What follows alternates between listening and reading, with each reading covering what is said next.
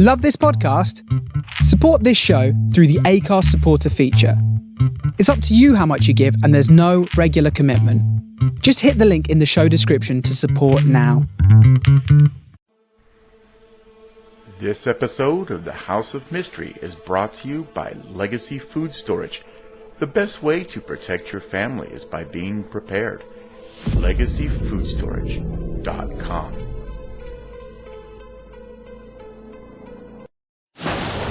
Fiction, science fiction, horror, fantasy, crime, LGBT, thriller. You have now entered the House of Mystery with your hosts, Eric Shapiro, David North Martino, John Copenhaver, and Al Warren. Heard on KCAA 106.5 FM Los Angeles, 102.3 FM Riverside, and 105.0 AM Palm Springs. Welcome back into the House of Mystery, and I'm Al Warren. I am called the, what was I called on the last show there? Can't remember. Oh, it was a noodle whore. I'm the noodle whore. All the way from the west. And from the east, we have the great David North Martini. Oh. Well, you know, With somebody no has to. Somebody has to have the drinks. So that's right. Breaking the rules already. I'm being mean. Well, we've got another great show lined up for you to finish off the week. We've got a writer today, and her latest book is Viper's Nest of Lies. Ooh, that sounds exciting. And so our author is the writer, Daniella Bernett. Thank you for being here. Hi, I'm happy to be here. Thank you for having me. Oh, it's our pleasure. Hopefully you're happy at the end of the show. We never know. Well, this sounds like quite the mystery here. Quite the what kind of writing would you classify this? I would. Well, all of my books are a cross between mysteries and thrillers. They're I wouldn't categorize them as cozy. So they also have a lot of spy aspects to them, and thefts of jewels. So lots going on in all the books. Well, that's kind of an interesting area. So what draws you to write about these kind of heists or spies or these kind of thrillers, I guess, you know, jewel thieves and stuff? What led you to that kind of category? Well, I've been an avid reader since I was a little kid, and my mother got my sister and me hooked on mysteries and thrillers when we were very young. So I like that genre. And also in terms of movies, the same thing, spy thrillers, World War II thrillers, those all appeal to me. So when I sat down to write my own books, that's what I wanted to write. And my two protagonists are Emmeline Kirby, who's a journalist, and her husband, who is Gregory Longdon, who is a quote-unquote former jewel thief, because now he has a legitimate job as an insurance investigator. But he hasn't given up the thrill of the game yet, and he still steals jewels. So that adds another dynamic. But she doesn't know, so we're not going to tell her that, otherwise she's going to kill him. We got murder in here already. Yes. Well, what's life without some murder? Well, this is true. Certainly, there's a lot of it that goes around. Well, when you do this, okay, so this is you call it a Emmeline Kirby and Gregory Longdon mystery. So is this kind of part of a series, and this going to be part of a longer series? This is a series. Viper's Nest of Lies is book 7 in the series. Wow. Okay, I didn't realize. So book 7. So when you're writing a series like that, have you outlined all of the books ahead of time, and you kind of know where you're going to go with these two, or is this something that just sort of happens as is per book? No, I don't outline, but I do like to plot my stories out before I start writing. So at least I have that basic skeleton of the plot to follow. You know, I may get a great idea along the way and I add that in, but at least I know I know who the killer is from the outset. So I know how to proceed with the story and plot the red herrings as well, because those are important. But I wanted to write a series from the beginning, so I knew my two characters. So I would develop little things in each book. So I would put something in book one, leave a little nugget, develop it a little bit more in book two, because I knew how I wanted to proceed later on. When I wrote book one, Lead Me Into Danger, I had the idea for the first few books in my head before I even started writing that one, because I was thinking in terms of a series and I wanted my characters to grow and evolve as each book progressed. When you're writing a series, when you've got a couple of characters like this, how is it that you keep track of what they go through? Because when you get into book 7, how they act and react to different things and what they're and the development of them, you have to be very careful about that, right? That you don't miss something or forget something or something has to change. Do you have a pattern of doing that, or?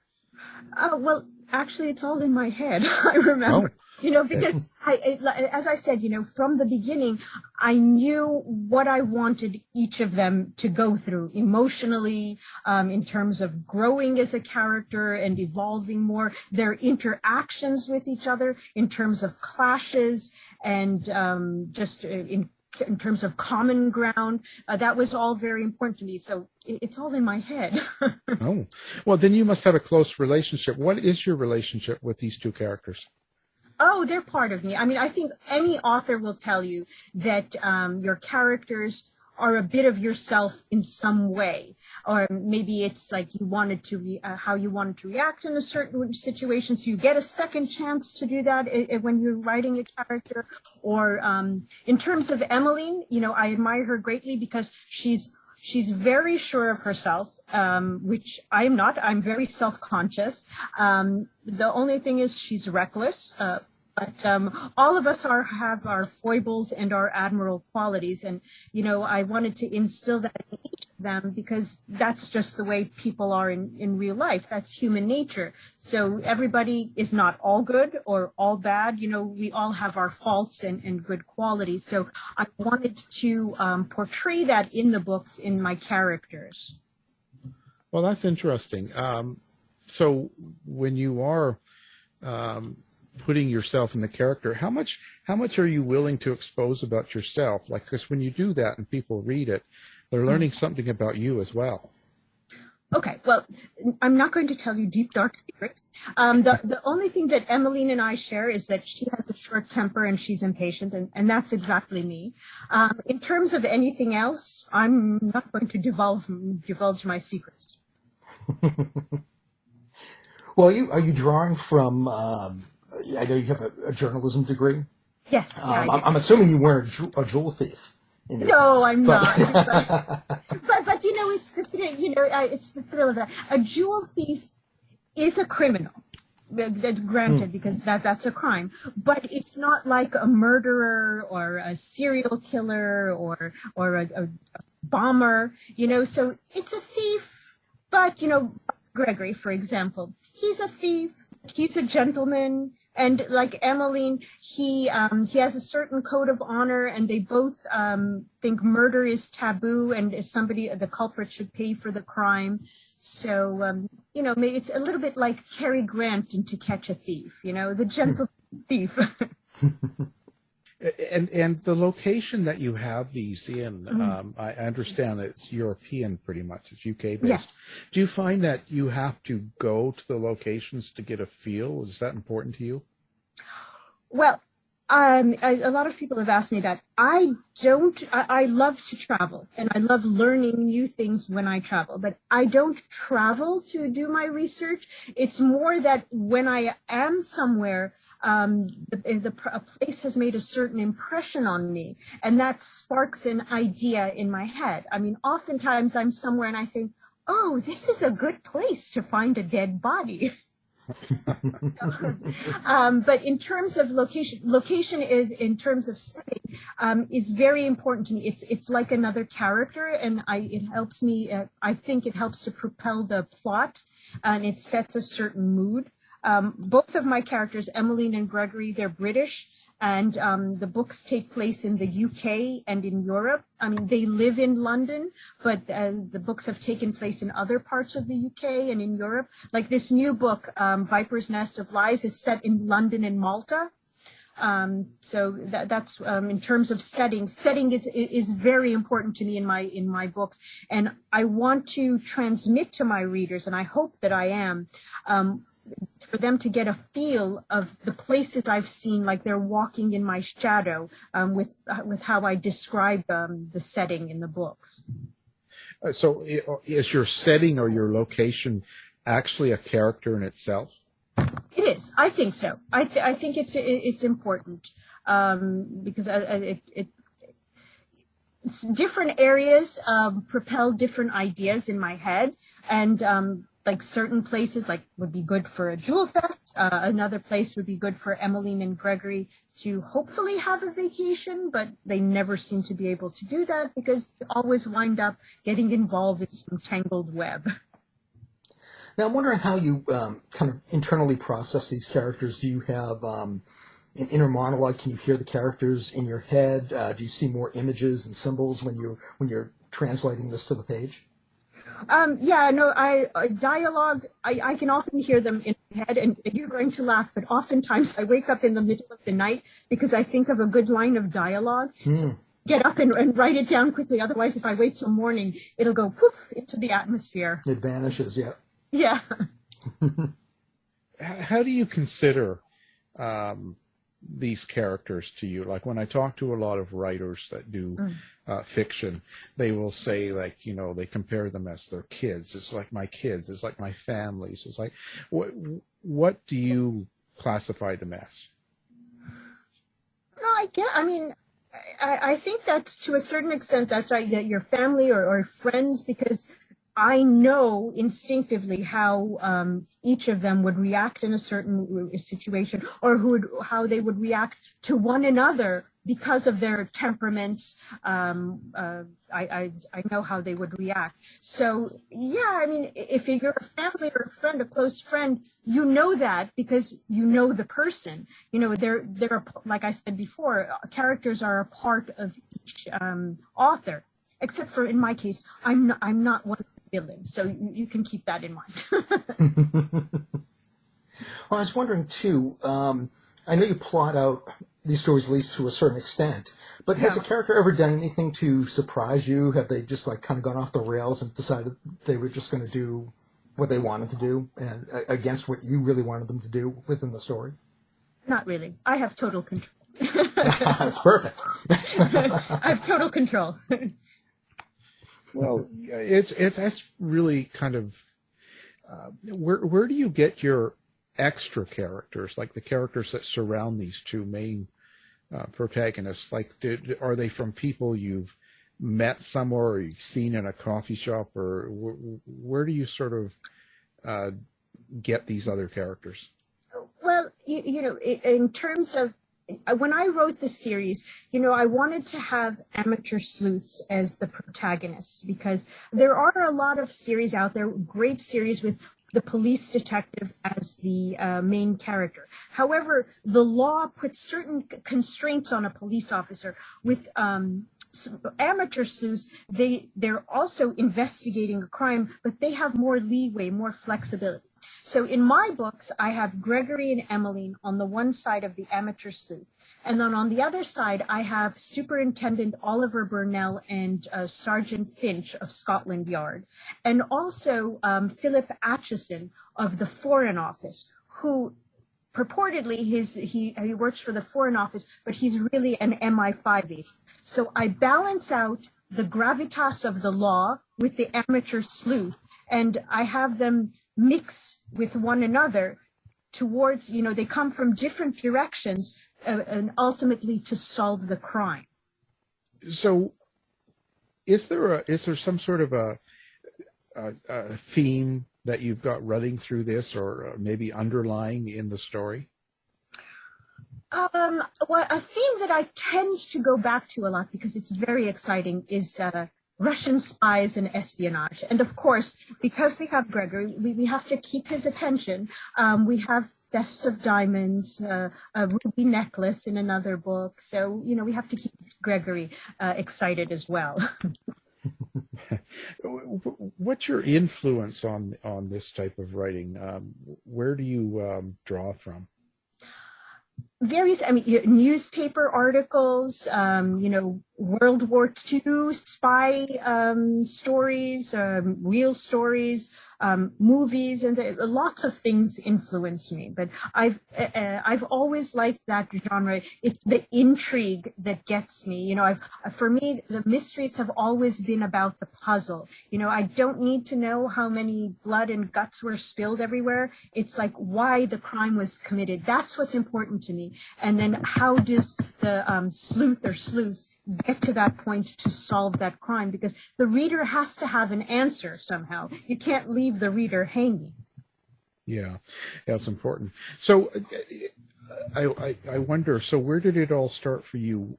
How did you decide that you wanted to be a writer? Oh, it started when I was 9 years old in fourth grade.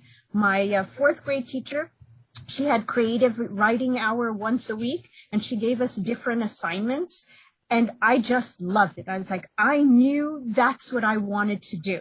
So then I studied journalism when I was in college because that was the natural progression for me. I never was a journalist, but in my field, I was the editor of the paper, a newsletter for a trade organization I work for, or writing articles for my firm. So I always was writing somehow. I never practiced as a journalist, though. What was the catalyst that made you actually decide that you felt like you were good enough to publish something? Okay, well, writing is like breathing. I just have to do it. So in the 4 months, when I graduated from college, in the 4 months before I found my first job, I wrote a mystery novel. And my first job was at Penguin USA, the publisher.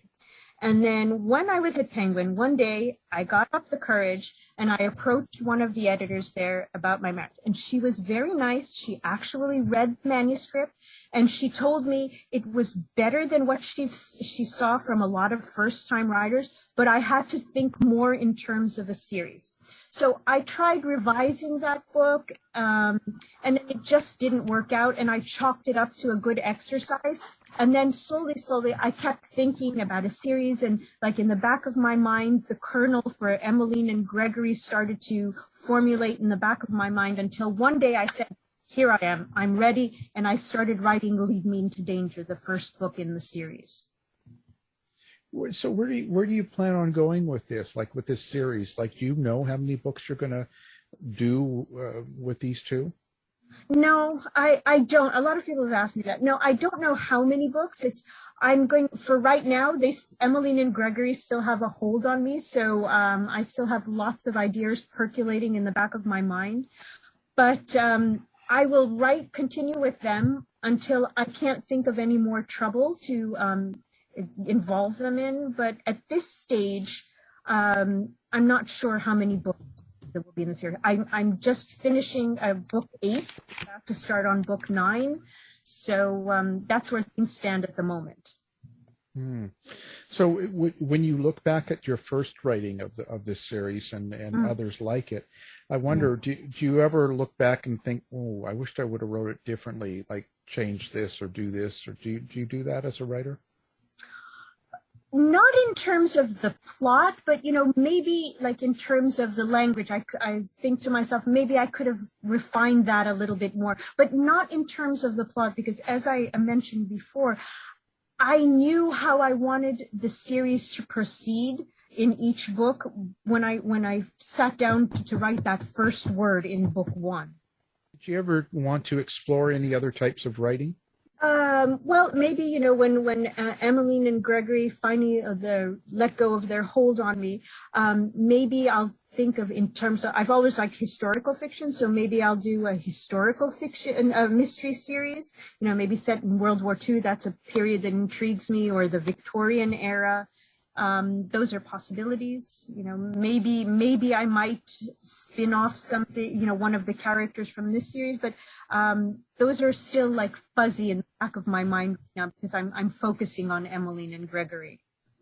Yeah, it's an interesting, when you've got that sort of hold or connection with your characters.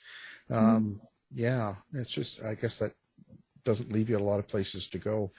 So if someone's never read anything from you before, they've never heard of you before, what would you say is the one book that they should get to kind of get to know you?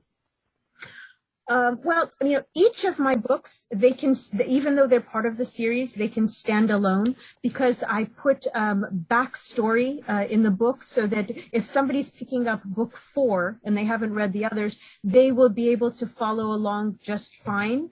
But if readers, I suggest if readers want to see how Emmeline and Gregory developed, then to start with book 1, Lead Me Into Danger. But in terms of which book we shouldn't have, as authors, we shouldn't have favorites. But in terms of which one is my favorite is When Blood Runs Cold, book 5. And I think my second favorite is this new one, Viper's Nest of Lies. Any other authors out there that you'd like to work with? Like to work with a lie in terms of living, or I wish I had met them. Well, probably both are good questions, but okay. I mean, you're probably not going to work with the dead one. But no, but as anyone will tell you, Agatha Christie is my hero, and I wish I could have met her, because I think I would have learned so much. I learned so much by reading her books, but to have met her in person would have been a thrill, to say the least. But in terms of authors nowadays, I do have some friends. I've made friends with some mystery authors. But in terms of someone that I would love to work with or meet in person, the British authors Anthony Horowitz or Jeffrey Archer, I would love to meet them, because I love their books, and they both know how to put twists and turns in there that just leave the reader breathless. So I'd love to meet them in person. After writing a novel, do you have a way to recharge or relax, or do you just go on to the next book? I usually take a couple of months off in between each book, just to let the next one steep in my mind before I start writing it. How do I say this now? So, no, I'm thinking. Yeah, of course. But I'm thinking about your characters, and I'm thinking about you and stuff like that. Explain to maybe your listeners, or to the listeners, our listeners, what you hope to happen to your characters. Like you've got a close relationship with them in your. Mm-hmm. So do you get to decide, because you said you had full control, but do you really get to decide where they're going to go, or is it something? Is your more emotion, or is this more brain thought? You know what I'm saying? I mean, writing has to be a combination of the two, thinking with your brain, but it has to be emotional too, because in terms of mysteries, a lot of crimes are emotional crimes, jealousy, love, greed, you have to weave that into the story. So it has to be a little bit of both, the emotional side for why the crime was committed, and the analytical side to come to the point to resolve the crime. Now, and you really like the UK and UK writers, it seems like. Do you think there's a reason for that? I don't know. I've been an Anglophile since I was very little.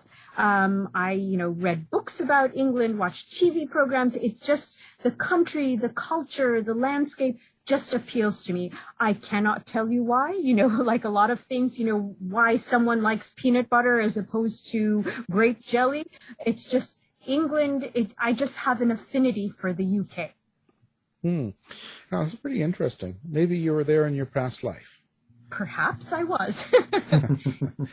Well, You know what? It was funny because when I was going to London for the first time, because I had read so much and had seen so many programs, when I got to London, I knew exactly where I wanted to go. I knew where Hyde Park was. I knew what was next to Hyde Park because I had been there before so many times, reading and watching programs and so forth. That's pretty interesting. Do you find yourself getting into your character situations? So do you kind of play it out in your mind, how they would be and where they go and stuff like that, what they're wearing and all of that? Is that important to you? Yeah, I think so. I mean, you have to do, as a writer, you have to be able to do that to get into their mindset where you're dropping them into a certain situation. You have to be there. It's like, well, Emmeline is going to scream or Gregory is going to run this way. You have to be in their mindset to be able to direct them in the scene. Yeah. To react to people or the situation. Yeah, it's pretty. So do you do a lot of research on the areas as well, like on the parts that you make sure you get everything right, like the details? Well, a lot of the place I featured in the books, I've been there. If I need to follow up, with a certain detail, I would look that up. But since I've been there, I know. That's why I'm able to describe the places for my readers. So I have that gives it a flavor of authenticity to help the story move along. Yeah. Now, do you like to interact with your readers a lot? Oh, I love it. I love doing readings. I find it. I love doing the reading itself and then taking questions from readers afterwards. That's why I was so disappointed last year with COVID and so on. I couldn't do my usual reading and so on. I could only go to the store, sign their stack of books. But I love doing the readings and getting people's reactions, about the characters, about the stories, just whatever, if they have any dislikes, which I hope not, and I haven't heard any dislikes from anyone, but I do like interacting with the readers. Do you read anything or have any influences that might be surprising to fans? I read almost anything except science fiction and horror because I don't like that, but pretty much everything, I read historical fiction, mysteries and thrillers, biographies. I'm interested in everything. And I think as an author, you have to be, because you have to broaden your mind to be able to create your own story. And authors in themselves, they're readers at heart, because, for me, I fell in love with the written word. So you have to be a reader and to read many different things to be able to write your own story. Yeah. Now, do you have a place that you like readers to come and communicate? Do you have like a website, or are you doing social media? What's the best way to kind of interact? Well, I have my website. It's daniellaburnett.com, and there's an email address if somebody wants to drop me a little note. I'm on Facebook, I'm on Goodreads, and I'm on BookBub. I don't do Twitter. Okay, well, Twitter can be up and down. Yeah, no, I've heard something. Yeah, I don't have the courage for Twitter, but I'm on Facebook. If somebody wants to leave me a note on Facebook, or as I said, on my website, daniellaburnett.com, there's an email address where if somebody wants to send me a note. Right. We'll have that connected to our website as well, so people can find you. So that's nice. Listeners and stuff like that. How did you find COVID for writing and stuff? Do you find when tensions are strong and stressful things are going on around you in the world that do you get lost and escaped in your writing, or do you find that it interferes with writing? Well, because I was working from home because of the lockdown, I had a bit more time to write because I didn't have that, hour commute in the morning, hour commute in the evening. So I had more time to write.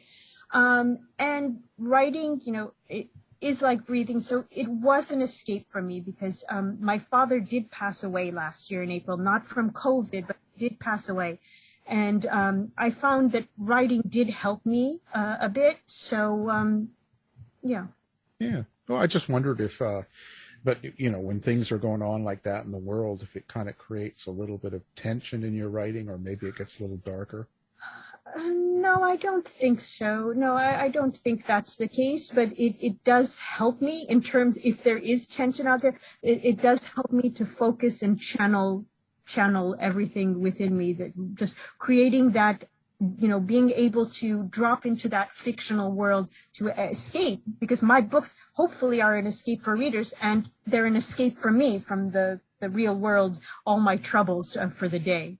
Yeah. Yeah, no, hopefully it does. Well, it's certainly an interesting conversation with you today, and we appreciate you coming by. Yes, I've had fun. And the book we're talking about, of course, is Viper's Nest of Lies. Yes. And our guest is the author, Daniella Bernett. Thank you for taking the time to be on the show today. Thank you. I've had a very enjoyable conversation with the two of you, and I hope to be back again, maybe in the future sometime. Oh, for sure. Thank you. Thanks, Daniella. Tired of wasting time trying to decide what to watch on your streaming service? Go to our website and look for the Martino movie reviews. To find out more about our show, guests, or to listen to past shows from our archive, please go to www.houseofmysteryradio.com.